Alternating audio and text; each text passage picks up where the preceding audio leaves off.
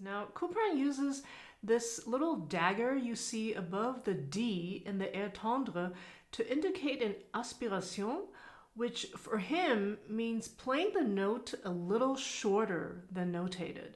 And thus it'll be somewhat detached from the next note. You can see in Couperin's table on the right how he tries to notate in the way one should play. And it fits with what I've been talking about, playing in an aerated manner and not wanting to play notes to its full value.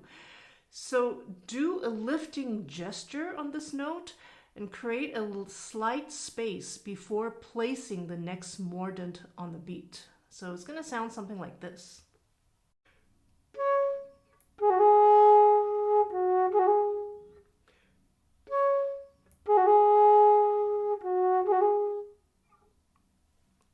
Now look to the left, and if you look closely, you'll see that Hotteterre's sign for a battement looks a bit different.